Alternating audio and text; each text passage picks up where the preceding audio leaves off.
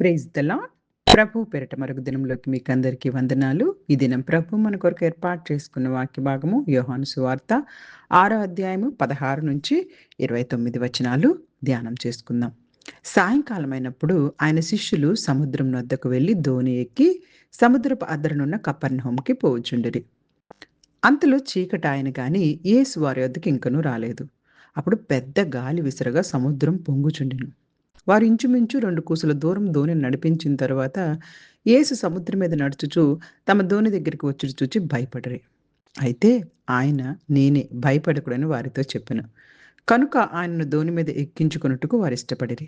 వెంటనే ఆ దోణి వారు వెళ్ళుచున్న ప్రదేశమునకు చేరెను.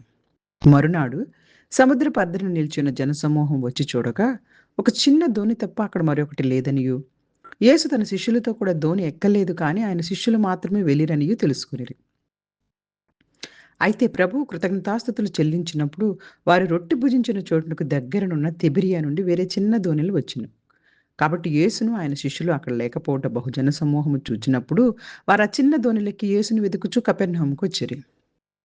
సముద్రపు అద్దరిన ఆయనను కనుగొని, బోధకుడా నువ్వెప్పుడు ఇక్కడికి వచ్చితివని అడుగ్గా, యేసు మీరు సూచనలను చూచుట వలన కాదు గాని రొట్టెలు భుజించి తృప్తి పొందుట వలనే నన్ను వెతుకుచున్నారని మీతో నిశ్చయముగా చెప్పుచున్నాను నేను. క్షయమైన ఆహారం కొరకు కష్టపడకుడి, కానీ నిత్యజీవము కలుగజేయు అక్షయమైన ఆహారం కొరకే కష్టపడుడి. మనుష్య కుమారుడు దానిని మీకిచ్చును. ఇందుకై తండ్రి అయిన దేవుడు ఆయనకు ముద్ర వేసి ఉన్నాడని చెప్పెను. వారు మేము దేవుని క్రియలు జరిగించుటకు ఏం చేయవలనని ఆయనను అడుగ్గా, యేసు ఆయన పంపిన వాని యందు మీరు విశ్వాసం ఉంచుటయే దేవుని క్రియని వారితో చెప్పెను. హల్లెలూయా! హల్లెలూయా! పరిశుద్ధ దేవుడు ఈరోజు ఈ వాక్య భాగం ద్వారా మనతో మాట్లాడడానికి ఇష్టపడుతూ ఉన్నారు. యోహాను సువార్త 6వ అధ్యాయంలో మొదటి వచనంలోనే మనందరికీ తెలుసు అక్కడ జరిగిన అద్భుతం అన్నమాట. 5 రొట్టెలు, 2 చేపలు 5,000 మందికి పైగా అక్కడ యేసుక్రీస్తు ప్రభువారు దేవునికి కృతజ్ఞతలు చెల్లించి పంచారు. అయితే సాయంత్రం అయిన తర్వాత శిష్యులు ఇంకా గలిలయ సముద్రం దాటి కపెర్నహూము వెళ్ళడానికి పడవెక్కారు. యేసుక్రీస్తు ప్రభువారేమో వారితో లేరు. చూడండి, కొన్నిసార్లు మన జీవితాల్లో కూడాను అక్కడ మనతో పాటు దేవుడు లేడేమో అని చెప్పేసేసి అందరము కూడాను టెన్షన్ పడతా ఉంటాం. కానీ ఆయన ఎప్పుడు మనల్ని విడిచిపెట్టడండి. 18వ వచనంలో చూసుకోగలిగితే బలమైన గాలి వీచి సముద్రం అంట అల్లకల్లోలంగా ఉందంట. మన జీవితంలో కూడాను సమస్యలు, పరీక్షలు, టెస్టింగ్ భయాలు ఇవన్నీ మనకు చుట్టూ వచ్చినప్పుడు తుఫానులా వచ్చేస్తాయి. ఒక్కసారి భయమేస్తూ ఉంటుంది. కానీ ప్రతి తుఫానుని, భౌతికపరమైన తుఫానైనా, మనకొస్తున్నటువంటి ఆధ్యాత్మికమైన తుఫానులైనా శాంతపరచగలిగినటువంటి దేవుడు మనకున్నారని మనం గుర్తుంచుకోవాలి.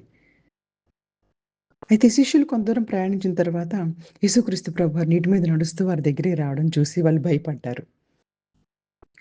అప్పుడు యేసుక్రీస్తు ప్రభువారు ఏమన్నారంటే, నేనే, భయపడకుడి. హల్లెలూయా! హల్లెలూయా! ఈ మాటలు బైబిల్‌లో మనకి 365 సార్లు రాయబడి ఉంది. నేనే, భయపడకుడి.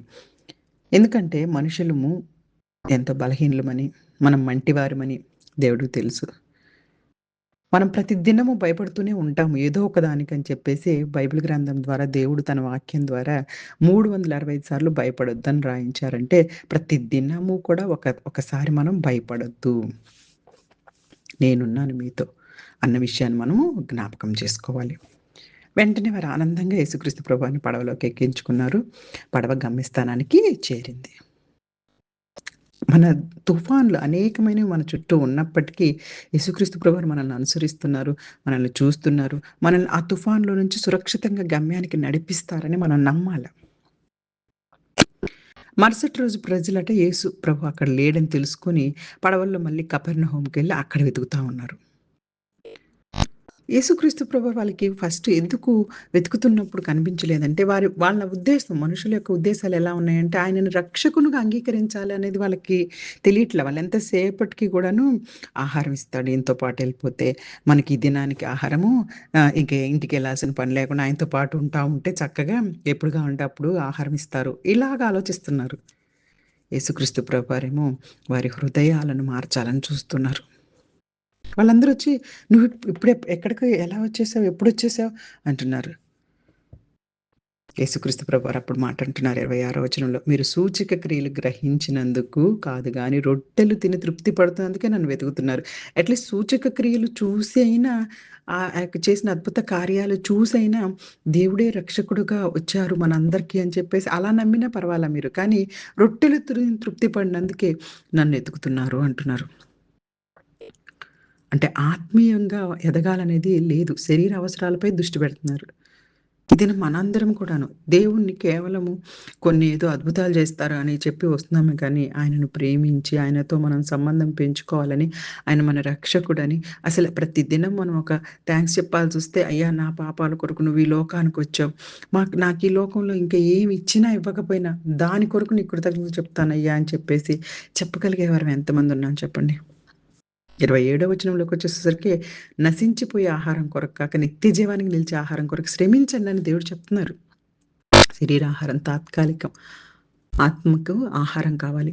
అది దేవుని యొక్క వాక్యము. క్రీస్తు ప్రభువారు మనకి వాక్యాన్ని ఎంతో విస్తారంగా మనకు బైబిల్ గ్రంథంలో వాక్యాన్ని పరిశుద్ధాత్మ దేవుడు తెలియపరుస్తున్నారు. అది నిత్య జీవానికి దారితీస్తది.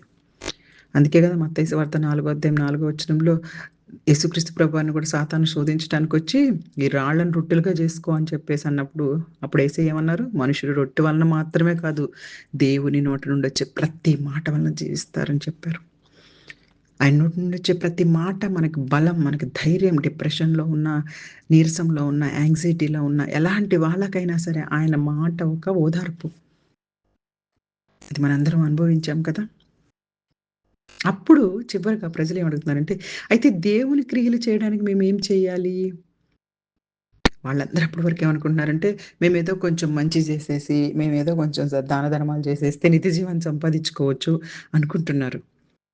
అది కాదని దేవుడు క్లియర్‌గా తెలియపరుస్తున్నారు. మనం చేసే మంచి పనులు వలన కాదు గానీ, దేవుడు పంపిన వాని యందు విశ్వాసం ఉంచుటయే దేవుని పని. హల్లెలూయా! హల్లెలూయా! యేసుక్రీస్తు ప్రభువారందు ముందు విశ్వాసం ఉంచుటే, మనం ఎలాగూ విశ్వాసం ఉంచిన తర్వాత రక్షణలోకొచ్చిన తర్వాత మంచి పనులే చేయాలి. చేస్తాం.